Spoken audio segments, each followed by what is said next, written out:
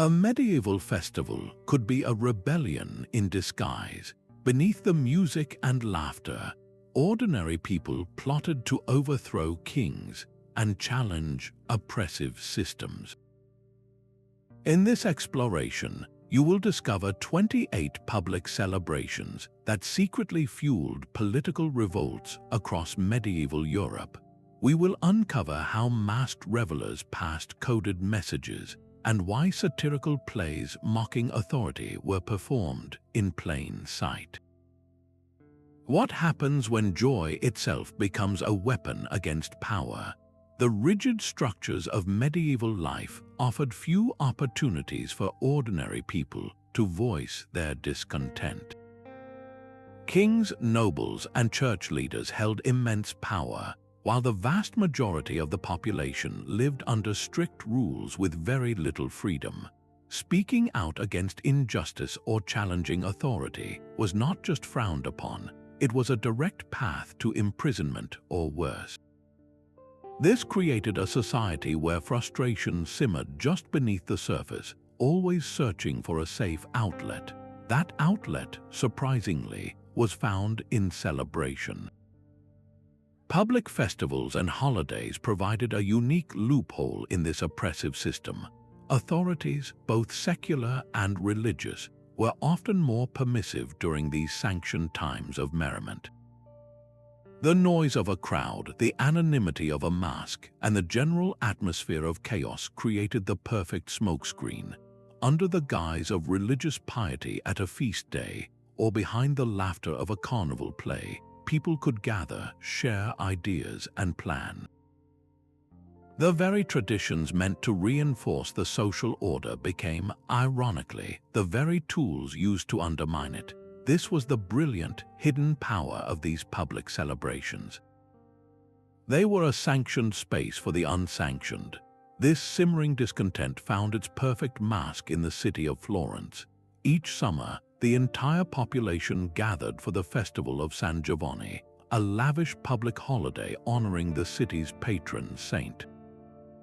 For the ruling merchant elite, it was a display of their wealth and piety. For the thousands of disgruntled wool workers known as the Ciompi, it was something else entirely. The festival provided the one thing they were always denied, a legitimate reason to assemble in the streets. Under the brilliant flashes of fireworks and the deafening roar of the crowd, they could finally talk. They disguised their secret meetings as groups of friends enjoying the spectacle. They passed plans for a rebellion hidden within the sounds of celebratory music. What began as whispers during a saint's procession soon erupted into a full-scale revolt. The very workers who were considered the lowest class with no political rights used the city's greatest celebration to launch a stunning uprising. They seized control of the government, forcing the elite to accept their demands for better wages and, most shockingly, a place in the ruling councils. For a brief, remarkable period, the laborers of Florence had used a holy day to build a more equal city. But this was just the beginning of a much wider phenomenon, where the chaos of Carnival itself became a weapon. That brief moment of worker power in Florence was a spark, but the fire of disguised rebellion needed fuel to spread. It found that fuel in the shimmering canals and shadowy alleyways of Venice. Here, the art of deception was elevated to a public spectacle. The Carnival of Venice was not merely a party, it was a carefully engineered social loophole. For weeks, the entire city existed behind a veil of ornate masks. A simple piece of carved plaster or leather could transform a beggar into a noble and a noble into a commoner. This anonymity was the entire point. Under the direct rule of the Doge, Venice was a republic in name but a tightly controlled oligarchy in practice. Speaking against a powerful council member or questioning a state decision was a dangerous act, but during Carnival, the rules of society were temporarily suspended. A masked figure could slip a folded pamphlet into your hand, A satirical song mocking a corrupt official could rise from the crowd, and no one would ever know the source. The most exclusive masked balls, attended by the elite themselves, became hotbeds for the very gossip and criticism that would be treasonous in the daylight. Noblemen used the cover of their disguises to voice grievances they would never dare attach their names to. This culture of covert criticism, nurtured and protected by the Carnival tradition, did more than just let off steam. It slowly built a shared language of dissent. It showed people they were not alone in their frustrations. The laughter that echoed through St. Mark's Square was often laced with a pointed critique of power. Over decades, this steady drip of mockery and masked rebellion eroded the absolute authority of the ruling class, fostering an environment where calls for broader political reform could eventually take root. The Venetians proved that sometimes the most powerful political statement is not a shouted demand, but a whispered joke delivered from behind a smiling mask. While Venice mastered the art of the masked whisper, the English countryside would soon prove that open celebration could be just as powerful a call to arms. In the spring of 1381, the familiar rituals of May Day took on a dangerous new meaning. Across the villages of England, the ancient tradition of raising the maypole was always a joyous occasion. It marked the end of winter, a time for communities to gather for feasting, dancing, and games. But that year, the Crown had imposed a devastating new poll tax, the third in just 4 years, crushing the already struggling peasant class. The festive gathering around the maypole became the perfect and only safe place to organize. To any watching official, it was merely a raucous holiday crowd. But within that crowd, rebels were coordinating. The rhythmic beats of the folk dances masked hushed conversations about marching on London. The feasts in the village squares provided cover for leaders to share strategies. Even the traditional songs and rhymes were given new, coded lyrics, spreading the message of resistance from town to town under the very noses of the authorities. This was not a secret plot hatched in a dark room. It was a revolution planned in the open air, disguised as merriment. The joyous energy of the festival fueled their courage, transforming a tax protest into a full-scale revolt that saw tens of thousands of peasants march on the capital to demand an end to serfdom. Though the king eventually betrayed and suppressed the rebels, their story is a stunning example of how the oldest, most innocent forms of celebration can be repurposed into a powerful engine for change. It reminds us that the desire for freedom can sometimes find its strongest voice not in a shout of anger, but in a song of spring. This clever blending of seasonal joy with serious demands would soon find a vibrant and equally defiant expression across the Channel in France. France's Fête des Fous took this concept of sanctioned chaos to its logical and most absurd extreme. For a few days around the New Year, the entire world was turned upside down. In cathedrals across the country, from the great churches of Dijon to the bustling squares of Sens, the most sacred social rules were not just bent, they were completely broken. A lowly choir boy would be crowned the boy bishop, delivering a sermon that was anything but holy. A common street jester would be treated as a king, holding court and issuing ridiculous decrees.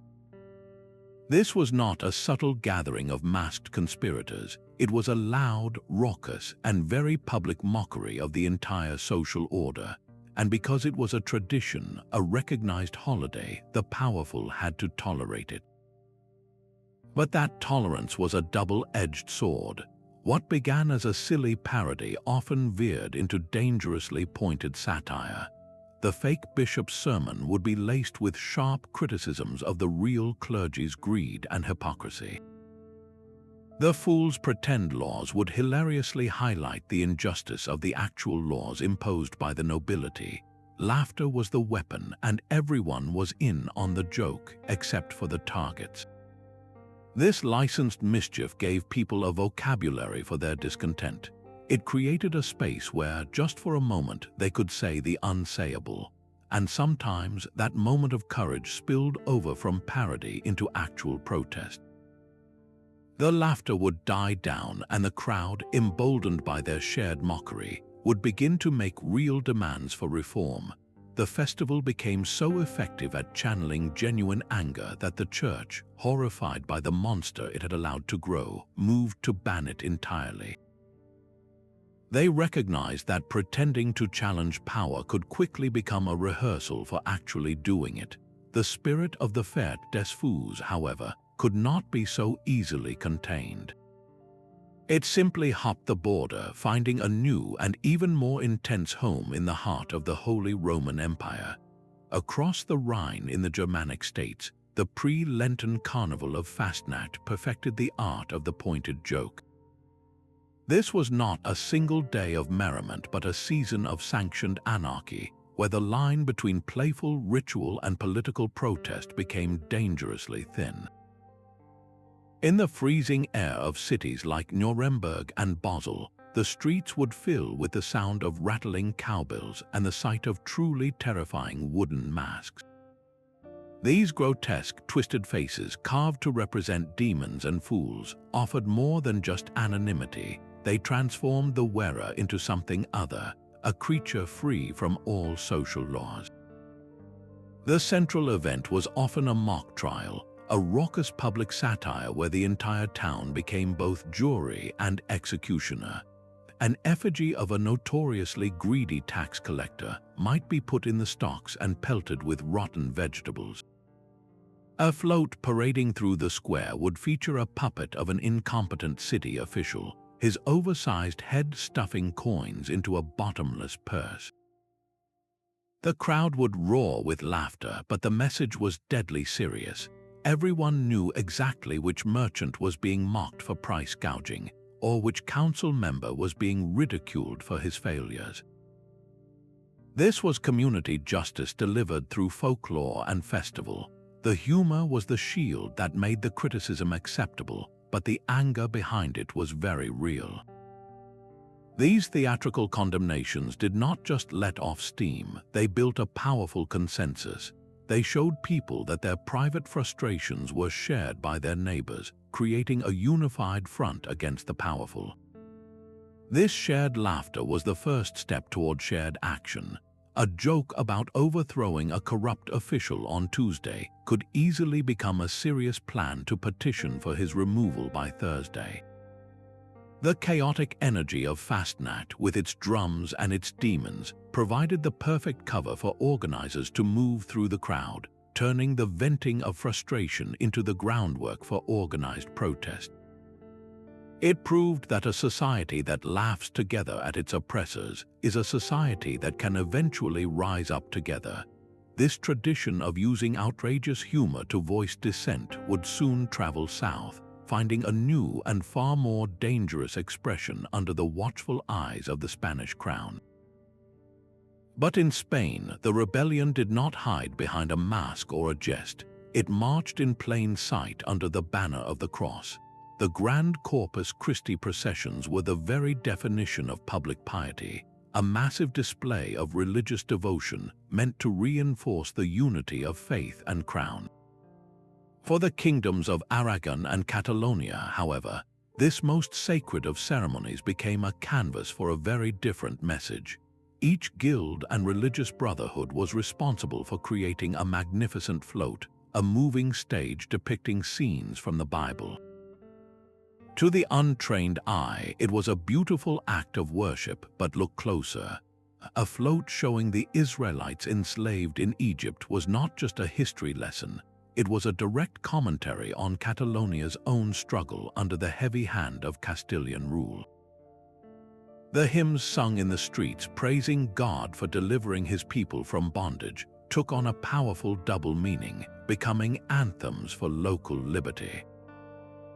The elaborate banners woven by the textile guilds might feature not only saints but also symbols of regional pride. a quiet but defiant statement of identity in the face of centralizing power. The procession itself, a sanctioned gathering of every important citizen, was the one safe place for dissidents to meet and network. A nod during a hymn, a whispered word while adjusting a float, a shared glance amidst the incense and chanting. These small acts woven into the fabric of devotion built the foundations of resistance. This was the genius of using a sacred ceremony. The authorities could hardly crack down on religious observance without appearing impious themselves. The fusion was seamless, making the call for political freedom indistinguishable from a prayer. This model of embedding secular defiance within sacred ritual would prove incredibly potent, soon inspiring a wave of rebellions that shook Europe to its core. The crowded Kermus in a Flemish town square seemed like the picture of harmless merriment, but every laugh that echoed from the beer tents and every cheer from the archery competition masked a dangerous secret. In the 16th century, these annual town fairs in places like Ghent and Bruges were the beating heart of a growing rebellion. Officially, they were celebrations of local saints or the harvest, a time for communities to gather, trade, and enjoy themselves. For the Dutch people groaning under the harsh taxes and religious persecution of their Spanish Habsburg rulers, the Kermis was something far more vital, a perfect cover for revolution. The chaotic, noisy environment was a gift to organizers. In the midst of a bustling market, a rebel could slip a seditious pamphlet into a basket of goods. During a raucous folk dance, plans for disrupting a Spanish tax collection could be whispered from partner to partner.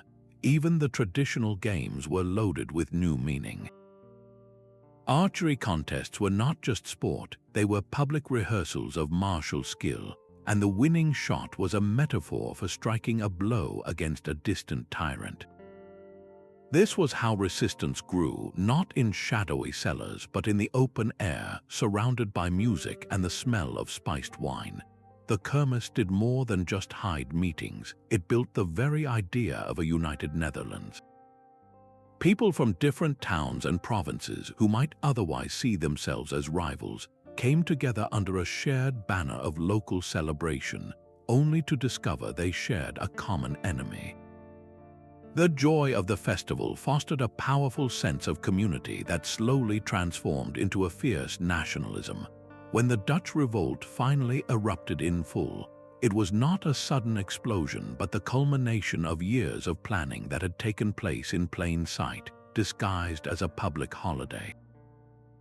This clever fusion of celebration and sedition would soon find a powerful echo in the misty highlands and bustling ports of another kingdom, fiercely defending its identity. North of the border, the flames of Beltane carried more than just the promise of a good harvest. In the Scottish Highlands, the ancient Celtic festival on the 1st of May was a sacred tradition, a time to light great bonfires and perform rites to ensure the land's fertility. But under the shadow of English conquest, these fires became beacons of rebellion. When English officials saw clans gathering on the hillsides, they witnessed what they believed was a simple, superstitious peasant custom. They could not hear the conversations happening in the flickering firelight. Scottish warriors, their faces illuminated by the flames, used the sanctioned gathering to coordinate guerrilla raids against English garrisons. They shared intelligence on troop movements under the guise of exchanging seasonal greetings. The seemingly innocent folk songs sung around the fire were not about the changing seasons.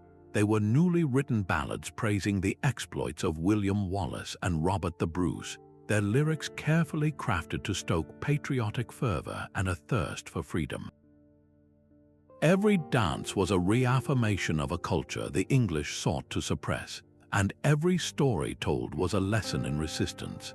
This brilliant adaptation turned a deeply spiritual, pagan tradition into a vital communications network for a national army.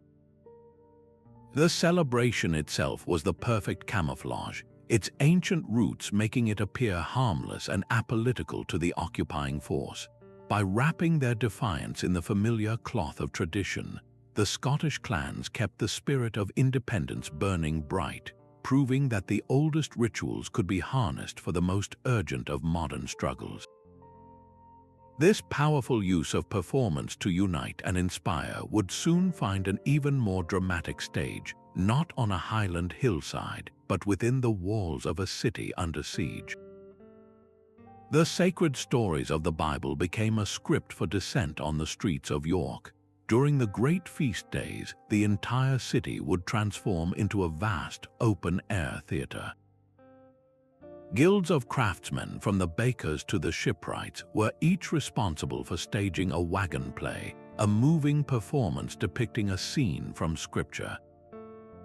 To the watching clergy and nobility, it was a magnificent display of faith and civic pride, but the guilds, comprised of ordinary working men, saw another opportunity. Within the familiar tales of David and Goliath or the trials of Job, they carefully wove new lines of dialogue. A character portraying a corrupt biblical king might suddenly lament the high price of bread, a grievance felt deeply by every person in the crowd. A scene about the Pharisees, the hypocritical religious leaders of the New Testament, could be performed with an exaggerated pomp that looked suspiciously like the local bishop. The audience, utterly absorbed in the religious drama, absorbed these subtle critiques without a second thought. They were not being preached to about rebellion, they were watching a Bible story. Yet the parallels to their own lives were unmistakable. This was dissent disguised as devotion, a way to question the powerful without ever saying their names. Over years, these performances did more than entertain. They slowly shaped a collective consciousness, uniting people in a shared understanding of injustice and giving them a common language to describe it.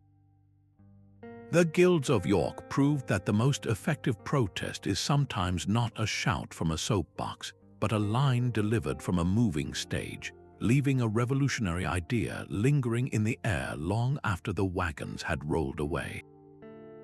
This brilliant use of public performance to challenge authority would soon find an even more elaborate and enduring home on the Italian peninsula. The thunder of hooves on Siena's cobblestones was never just about a horse race. In the fierce rivalry between the city's contrada or neighborhood districts, the medieval Palio was a high-stakes political game. Each district, with its own government, church, and fierce identity, saw the race as a battle for prestige and, more importantly, autonomy against the powerful ruling families who sought to control the entire city. The winning contrada did not just celebrate a victory, it won a powerful bargaining chip, a surge of political capital it could use to challenge unfair laws or negotiate a lighter tax burden. The race itself was a proxy war, a sanctioned outlet for tensions that might otherwise explode into open street fighting, but the real plotting happened away from the track. The lavish festive banquets held in each contrada's hall were not merely parties, they were strategy sessions disguised as celebrations. Behind the clinking glasses and boisterous songs, community leaders debated how to leverage their collective strength. The elaborate parades that wound through the city were displays of unity and defiance, a way of showing the central authorities the sheer number of people who were loyal to their district first and the city government second. The Palio masterfully channeled local pride into a tool for resisting external control, proving that a community bound by tradition is far harder to dominate. This brilliant fusion of sport and political strategy created a lasting model for how to challenge power from within, a theme that would soon find a powerful and explosive echo in the frozen landscapes of Eastern Europe.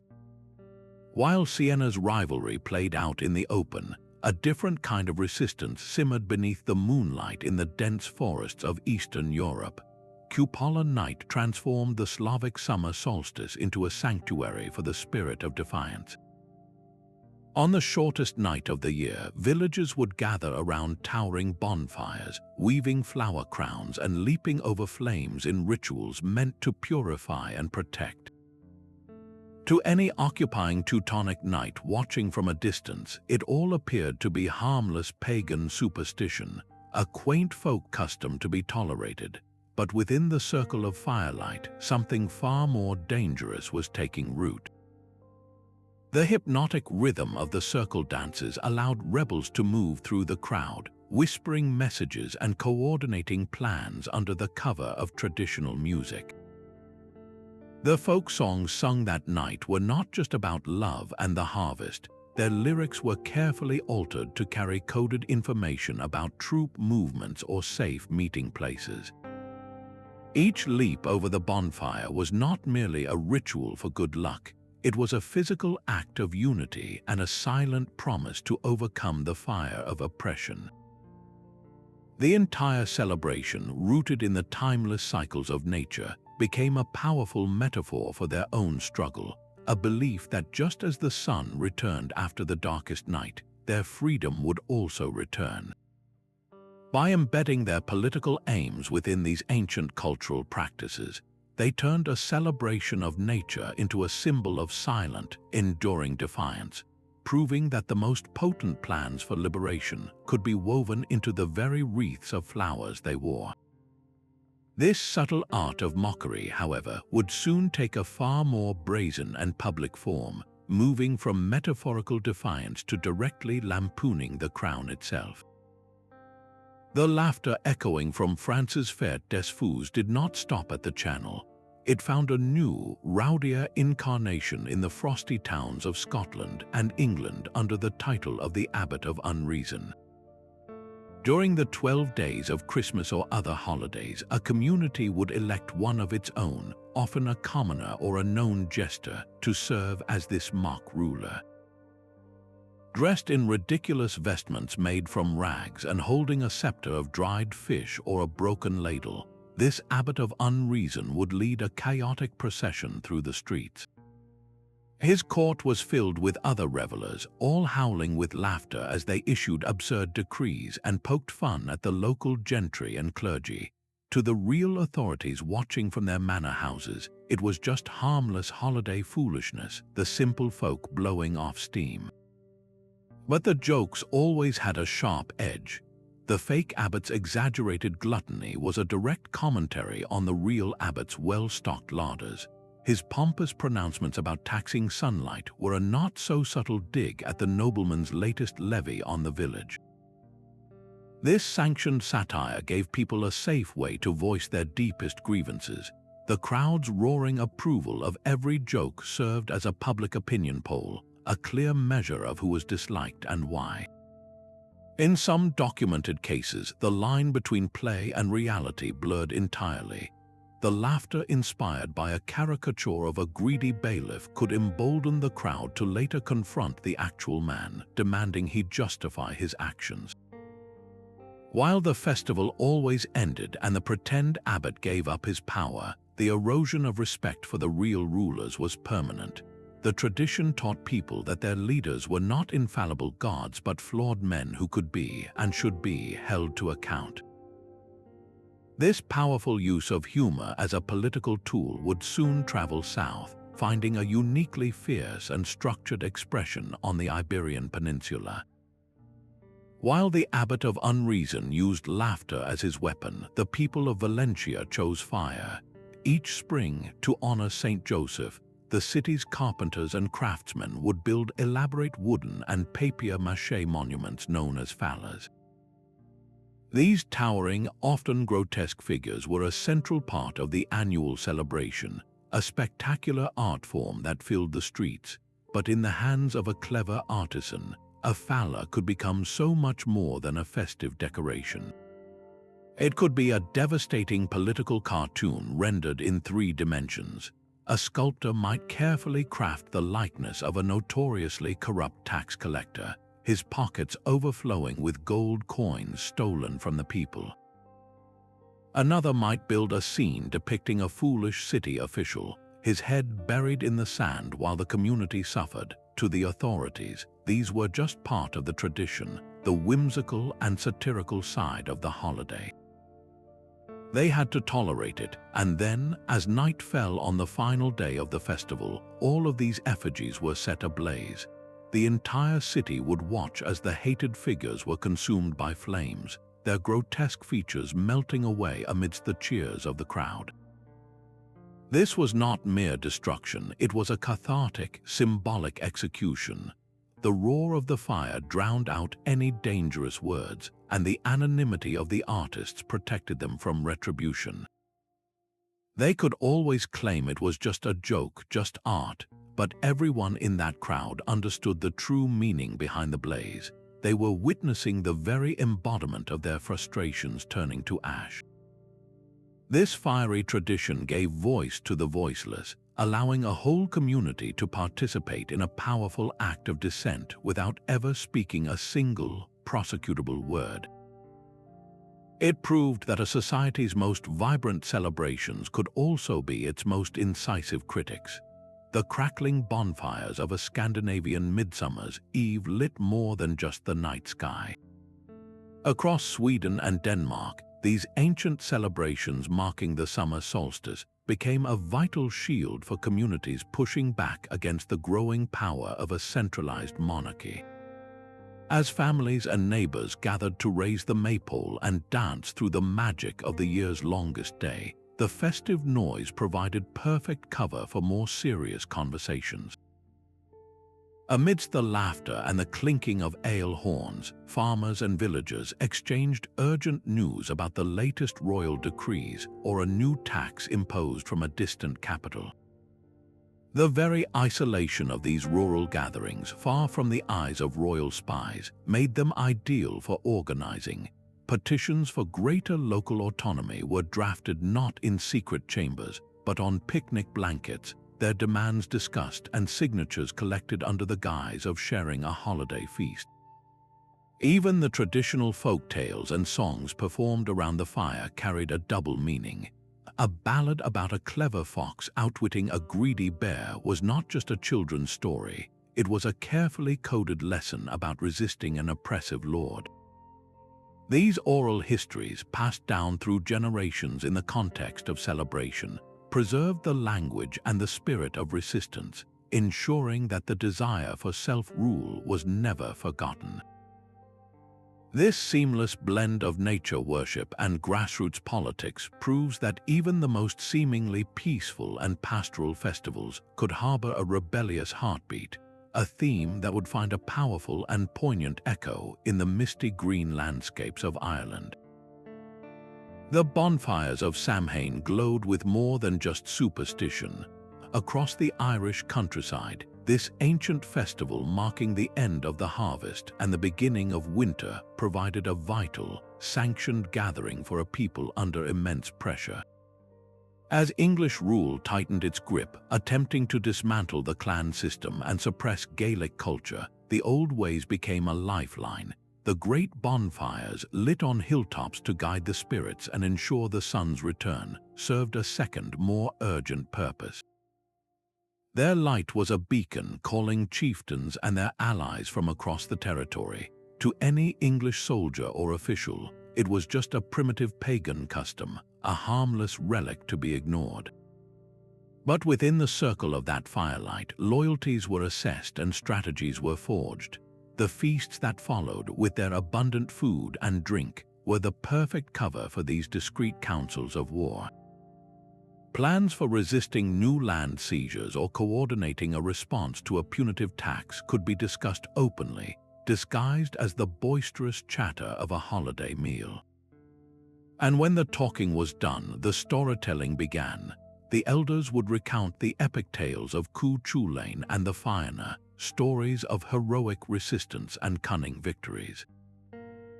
These were not mere entertainment, they were lessons in identity and resilience, a way of keeping the memory of past glories and defeats alive in every new generation. The belief that the veil between the worlds was thinnest on this night became a powerful metaphor for their own covert actions.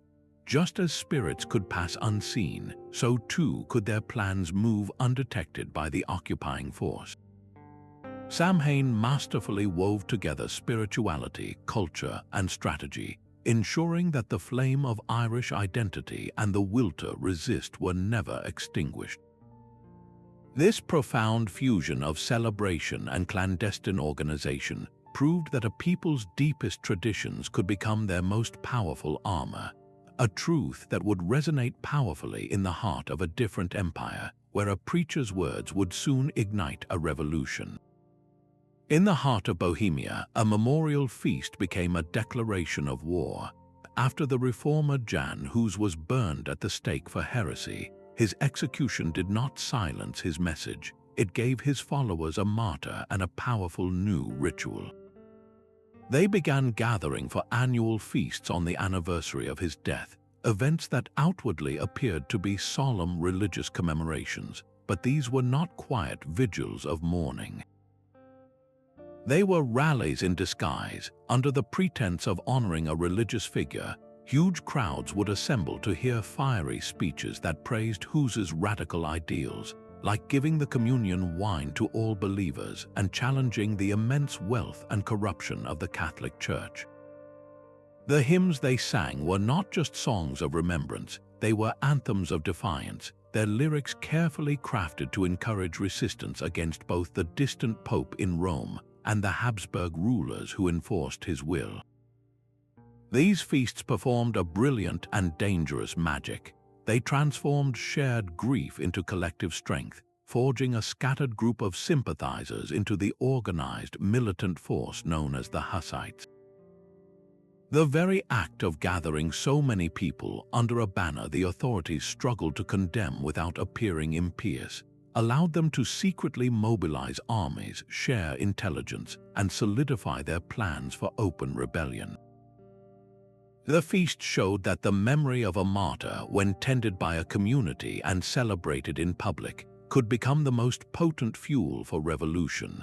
This powerful fusion of commemoration and revolt would soon inspire a different kind of defiance, one that borrowed its pageantry not from a martyr's memory, but from the spectacles of an empire. The spring festival of Hydrellez arrived with a promise of renewal, a celebration shared across the diverse communities of the Ottoman Balkans. On the 6th of May, both Muslim and Christian villages would pour into the countryside, gathering in green meadows for a day of folk dances, lavish picnics, and the lighting of celebratory fires.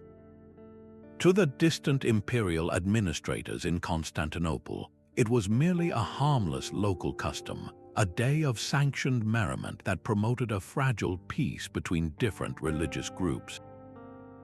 But beneath the surface of this vibrant cross-cultural celebration, a quiet rebellion was taking root. The very togetherness that made the festival so valuable to the state also made it incredibly dangerous. As families spread their blankets and shared food, conversations inevitably turned from the pleasantries of the season to the harsh realities of life under Ottoman rule. A Christian farmer might complain to his Muslim neighbor about the same brutal tax collector, bleeding them both dry. A mother from each community could share the same deep fear of their sons being taken away by the Sultan's conscription officers, never to return. The folk dances, with their intricate steps and closed circles, allowed for hushed conversations away from prying ears. The ritual of writing a wish on a piece of paper and tying it to a tree, a central tradition of Hydrellez, was often a silent plea for liberation from a shared oppressor. This festival became the one safe, neutral ground where different groups could discover their common grievances and, more importantly, their common strength. By uniting through celebration instead of dividing along religious lines, these communities forged a powerful, cross-cultural alliance that could organize petitions, plan acts of non-compliance, and stand together against imperial demands. Hydrellez proved that a common enemy could make even the deepest divides disappear, if only for a day, and that a wish for freedom written on a blossom-filled branch could be the first draft of a revolution. This powerful model of unity would soon be tested on a much larger and more volatile stage, where the stakes were not just taxes but the very soul of a continent. The vibrant chaos of a Goan carnival masked a brilliant act of defiance. When the Portuguese colonizers brought their pre-Lenten celebration to India, they intended it as a tool of cultural assimilation, a display of European superiority meant to erase local traditions. But the people of Goa saw a different opportunity hidden within the music and masks. They took this foreign festival and masterfully turned it into a weapon of satire against their own rulers. Elaborate parade floats, built under the watchful eyes of Portuguese officials, would feature grotesque caricatures of greedy colonial administrators with comically large noses and pockets overflowing with gold. The costumes were even more pointed. Revelers would dress as drunken Portuguese soldiers, stumbling through the streets and slurring orders in a hilarious parody of authority. The true genius, however, was in the music. The carnival songs, called canti, were performed in the local Conconi language. To the Portuguese, the lively melodies sounded like cheerful native folk music, adding exotic color to their holiday. But the lyrics were laced with coded criticisms and sharp jokes about economic exploitation, religious persecution, and the absurdity of their overlords. Laughter became the perfect shield, allowing a subjugated people to voice their deepest grievances in plain sight. The colonizers could hardly ban their own festival, so they were forced to endure this annual public mockery. In this way, the carnival that was meant to erase Goan identity instead became its most vibrant and defiant protector, proving that even the tools of oppression could be remade into instruments of liberation. The grinning skeleton did not discriminate in its dance. While the dance macabre was a popular motif in paintings on church walls, it also leapt from the stone and into the streets as a powerful, living performance during many a medieval festival. A procession would wind through a town, a chilling parade of actors portraying figures from every rung of the social ladder, from the Pope and the Emperor down to the lowly beggar and the innocent child. And each was accompanied by their own personal, capering skeleton, a relentless memento mori, a reminder of death. The message was terrifyingly simple, and it was delivered to the entire community at once.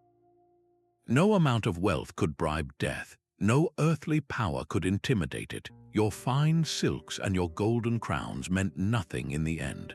For a society built on the unshakable belief in a divinely ordained hierarchy, this was a profoundly radical idea. It was a direct public challenge to the very core of feudal ideology. If a king and a peasant both end up as equal piles of bones, then what truly is the basis of the king's immense privilege and power? The performance used the fear of mortality to quietly plant the seeds of a much more dangerous thought, the idea of equality. This artistic allegory did not call for open revolt, but it prepared the ground for it by eroding the unquestioning respect for authority. It made people look at their rulers not as gods on earth, but as mortal men just like them. This philosophical leveling, this silent questioning of the natural order, was a rebellion of the mind, and sometimes that is the most dangerous kind of all. The fertile plains of France became a tinderbox in the year 1358. The Jacquerie, a massive peasant revolt, did not erupt from a single secret meeting. Its plans were laid in the most open places imaginable, the village fêtes that dotted the rural calendar. A harvest celebration, with its tables groaning under the weight of food and drink, offered the perfect excuse for a large assembly. To a traveling nobleman or a local bailiff, the scene was one of harmless rural merriment. But within that crowd, anger was simmering. The recent battles of the 100 Years' War had ravaged the countryside, and the peasant class was starving, taxed into oblivion by a nobility that seemed to care only for its own privileges. Under the cover of a Saint's Day procession or the boisterous songs of a feast, organizers could move freely. A shared loaf of bread could conceal a whispered plan. A toast with a wineskin could mark a pledge to attack a particular manor house at the appointed hour. The very rhythm of agrarian life, with its sanctioned pauses for celebration, provided the revolutionary timetable. This was resistance born not in shadowy cellars, but in the sunlight of a village square, using the familiar customs of daily life as a shield for sedition. Though the nobility eventually crushed the uprising with horrific brutality, the Jacquerie revealed a profound truth. Politics was not separate from culture, it was woven into its very fabric. The same festivals that reinforced community bonds could also forge a revolutionary consciousness, a lesson that would soon be learned in the Alpine villages of Switzerland. High in the Alpine valleys, a single crossbow shot echoed through history. Each summer, the people of the Swiss cantons gathered for vibrant folk festivals, and the centerpiece of these celebrations was the Tellspiel, a stirring dramatic reenactment of the legend of William Tell.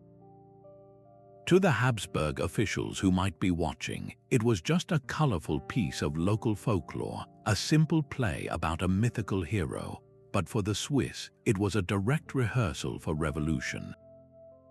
The story was their story, a humble man forced by a tyrannical foreign bailiff to shoot an apple off his own son's head, who then rises up to assassinate the oppressor.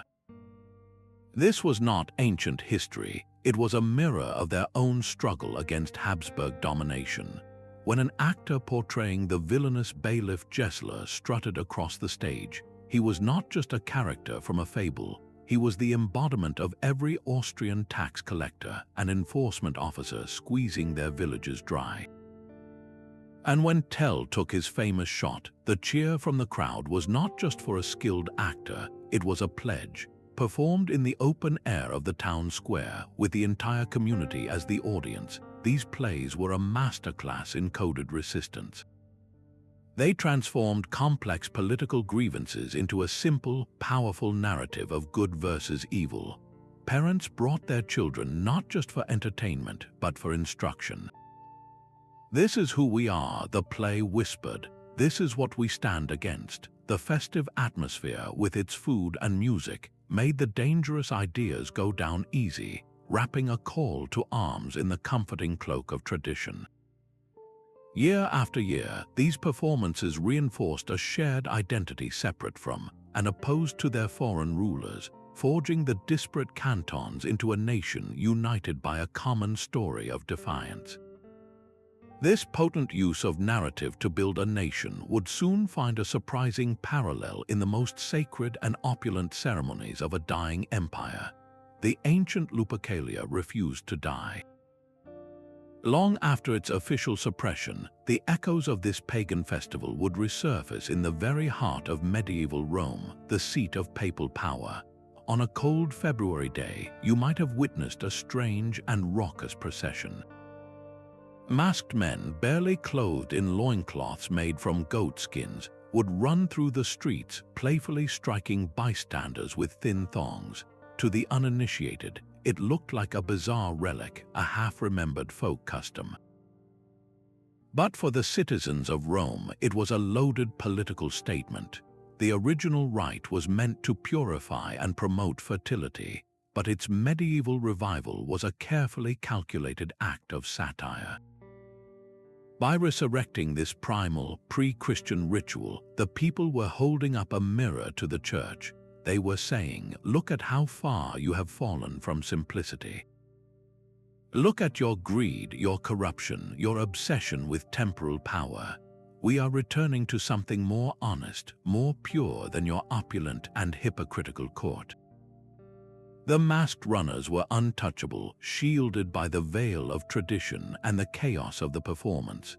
A strike from the goat hide whip was not just a joke, it was a symbolic lashing of a decadent clergy. This brilliant act of cultural recycling proved that the oldest traditions could be dug up and repurposed as the sharpest tools of dissent. This inventive blending of commerce and critique would soon find its perfect stage not in a religious capital, but in the bustling market towns of the Low Countries. The bustling annual market fair in Krakow was a symphony of commerce and conspiracy.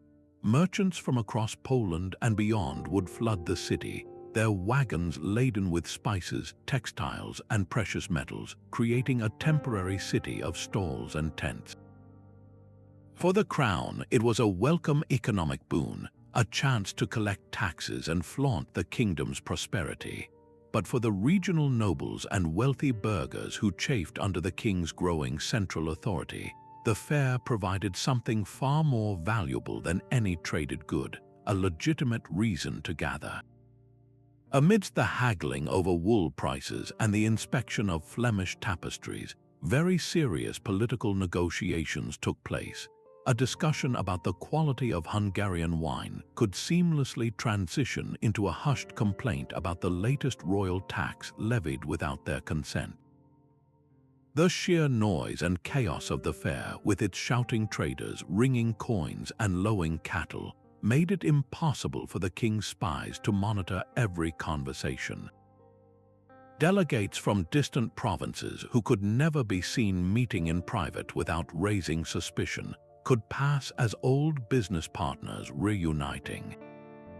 They used the commercial frenzy as a perfect smokescreen to forge secret alliances, draft petitions, and coordinate their opposition. The market fair masterfully demonstrated that the flow of money and the flow of sedition could travel the exact same roads, proving that economic gatherings could be the cradle of political resistance. This clever use of a commercial event reveals a final, vital ingredient in the recipe for rebellious celebration: the untamed energy of youth. Even the hallowed halls of learning could not contain the rebellious spirit of festive misrule. In the great university cities of Paris and Oxford, the annual Festival of Fools was not just a holiday for students, it was a strategic weapon.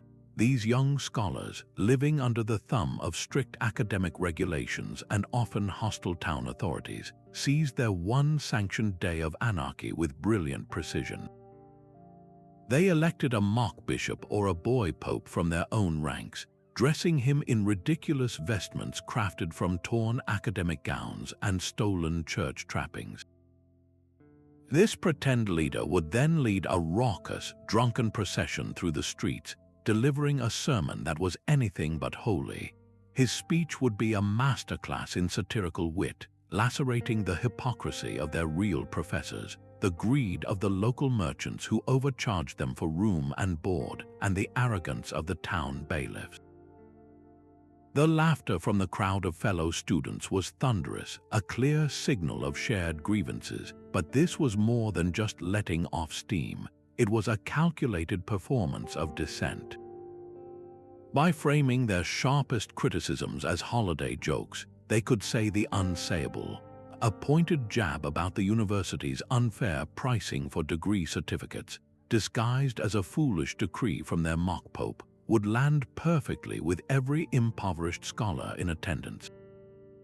These festive outbursts often spilled over into real-world consequences, forcing actual negotiations with town councils and university rectors who had been publicly humiliated. The students of the Middle Ages understood that humor could be a battering ram against authority, and their rowdy celebrations became a powerful training ground for a lifetime of challenging the status quo, proving that the energy of youth could be channeled into a formidable force for political change. This vibrant tradition of student rebellion through satire reveals a crucial truth: that those who are taught to think critically will inevitably turn that critical eye toward power itself. Even the strictest patriarchal societies could not contain the defiant laughter of women. In the small towns of medieval England, the Monday and Tuesday after Easter were known as Hocktide, a brief period where the established social order was not just bent but completely flipped. On Hock Monday, the men would playfully capture the women, demanding a small kiss for their release. But on Hawk Tuesday, the women took their turn, and their methods were far more direct. Groups of women would band together, armed with nothing but strong ropes and stronger wills, to capture any man unlucky enough to be caught in the streets. He would not be released until he paid a ransom, usually a few coins that would be donated to the parish church, to the local priest and the town officials. This was all in good fun, a harmless tradition that raised funds for a good cause. But for the women of the town, it was something far more significant. This sanctioned role reversal was their one annual opportunity to publicly critique the power imbalances that defined their daily lives. The act of physically restraining a man, even in jest, was a powerful physical metaphor. Demanding a payment for his freedom was a humorous but pointed commentary on their own economic dependence. The laughter that accompanied this capture was the perfect shield, allowing them to voice frustrations that would be dangerous to speak aloud on any other day of the year. In some recorded instances, the jokes took on a sharper edge, with women playfully mocking specific husbands or local officials for their failings, using the veil of tradition to deliver very specific and personal critiques. While Hawktide did not spark a revolution, it provided a vital pressure valve and a rare platform for collective female action. It demonstrated that even the most rigid systems could be challenged through the subversive power of play, proving that a rope used in a festive game could also symbolically bind the hands of patriarchy, if only for a single day. This tradition of using performance to question authority finds its perfect parallel in the most universal language of all, a melody that could carry a secret message across a crowded square. A song could be a carefully crafted weapon, and the court minstrel was its master. These traveling performers held a unique and paradoxical position in the medieval world. They were both insiders and outsiders, welcomed into the halls of power to entertain the very nobles and kings whose policies they often mocked. Their music and jests were not just idle amusement, they were a vital channel for dissent, wrapped in the pleasing disguise of melody and laughter. A skilled minstrel could compose a ballad that, on its surface, told a heroic tale of a king from ages past, but the listening court would hear the subtle parallels to their own ruler's failed military campaign or his unpopular new tax. The jester, with his cap and bells, could ask the king a seemingly foolish question that was, in reality, a piercing critique of his latest foolish decree. Their art provided a safety valve, allowing tensions within the court to be released through humor rather than rebellion, but their influence extended far beyond the castle walls. As they traveled from town to town, from festival to festival, these performers carried these satirical songs with them. A catchy tune mocking a greedy bishop, first performed for a duke, would soon be sung in taverns and village squares across the land. The minstrels became a network, a living news service that spread criticism and cultivated a shared sense of grievance among the common people.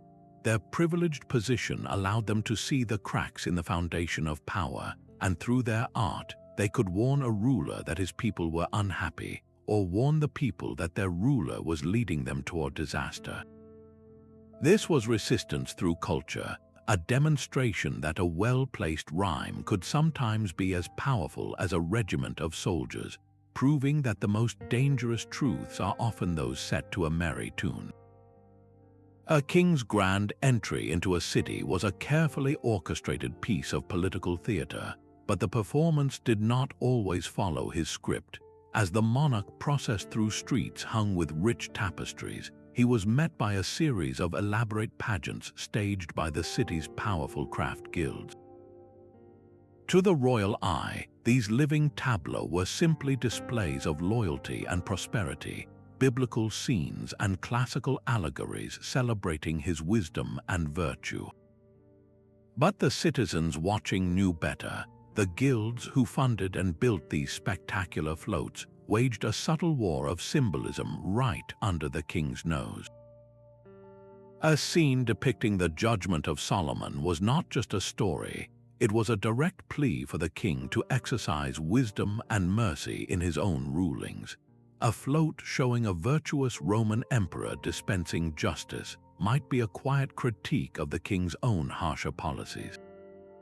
The artisans used the language of flattery to make a demand, embedding their deepest political wishes within the spectacle of homage. This was dialogue disguised as deference, a way for a city to remind its ruler of his responsibilities without ever uttering a word of direct challenge. The entire ceremony, a ritual meant to affirm power, became a rare and sanctioned moment for the powerful to be advised and even corrected by their subjects. This final, brilliant act of public persuasion demonstrates the ultimate sophistication of medieval dissent, proving that the most loyal-seeming celebration could carry the softest, yet sharpest, whisper of defiance. The masks of the Carnival de Romans were not just for hiding identities, they were for settling scores. In the year 1580, this small French town prepared for its annual celebration, a time typically marked by raucous parades and satirical plays. But the festive atmosphere crackled with a different kind of energy. For months, the poor craftsmen and peasants had been crushed under the weight of new taxes, while the wealthy merchant class seemed to only grow richer. The carnival presented the one opportunity to address this injustice without immediate arrest. The town's poorest residents, led by a charismatic wool carder named Jean-Serve-Pommier, began to plan. They used the chaotic, masked gatherings to organize, transforming the traditional processions into rehearsals for a full-scale uprising. Their costumes and floats became pointed political statements, directly mocking the greed of the ruling elite. The festival's climax was meant to be a symbolic trial and execution of a straw effigy representing their oppressors, but the tension proved too volatile for symbolism. What began as a planned protest during the final parade erupted into a bloody street battle between the masked revelers and the armed militias of the rich. The carnival's laughter was replaced by the sounds of clashing steel and cries of anger, leaving the town's cobblestones stained and its social order shattered. This violent escalation stands as the ultimate, brutal example of the power and peril inherent in these celebrations. It demonstrates with terrifying clarity that the sanctioned space of a festival could contain a pressure cooker of grievances, and that the line between a symbolic act and a real revolution could vanish in an instant. Having journeyed through these 28 festivals, from the worker uprisings in Florence to the bloody cobblestones of Romans, a profound pattern emerges. This was not a collection of isolated incidents, but a widespread, sophisticated political strategy. Ordinary people, denied any official voice, mastered the art of coding their dissent within the one language the powerful always understood, the language of their own traditions. They turned piety into protest, laughter into a weapon, and community celebration into a covert network for change. The legacy of these medieval rebels is not just in the specific reforms they won or lost, but in the enduring idea they proved. They showed that culture is never neutral, that the stories we tell and the ways we celebrate can be powerful tools for challenging injustice. Their ingenuity reminds us that even in the most rigid systems, the human desire for freedom will always find a way to speak, even if it must first learn to whisper from behind a mask or sing in a coded hymn. The echoes of those medieval drums and masquerades have never truly faded. While the specific festivals may belong to the past, the ingenious tactics they perfected are alive and well in our modern world. The spirit of the Venetian Carnival, where a mask provided the freedom to speak truth to power, now lives on in the glittering satire of political protest carnivals from Brazil to Germany. Activists don elaborate costumes and take to the streets, using humor and spectacle to critique corruption and inequality. their pointed jokes shielded by the same festive chaos that protected medieval revelers. The symbolic burnings of Valentia's fallas find their parallel in the powerful effigies constructed and destroyed at protests, a cathartic act of public judgment against modern-day oppressors. Even the digital realm has become our new town square, where memes and viral videos serve as the modern equivalent of the minstrel's satirical ballad, using laughter to dismantle authority and build solidarity across vast distances. This enduring connection reveals a profound truth about human nature. We are and have always been storytellers and symbol makers. When direct political speech is suppressed or silenced, we instinctively reach for the tools of culture, for metaphor, for music, and for collective joy. These are not escapes from politics, but rather politics by other means. They are the ancient, proven methods for speaking the unspeakable and imagining a different world into being. The legacy of these medieval rebels is a toolkit for resistance that remains as relevant today as it was 600 years ago. It teaches us that change is not always born from solemn manifestos delivered in quiet rooms. Sometimes it is born from a song sung in a crowd, a joke told from behind a mask, or a community dancing together in the streets. It reminds us that the desire for justice is a force as natural and persistent as the changing seasons, and it will always find a way to celebrate, to mock, and ultimately to transform. From the whispers of Florence to the roaring fires of Valencia, a single, powerful truth emerges from these 28 festivals.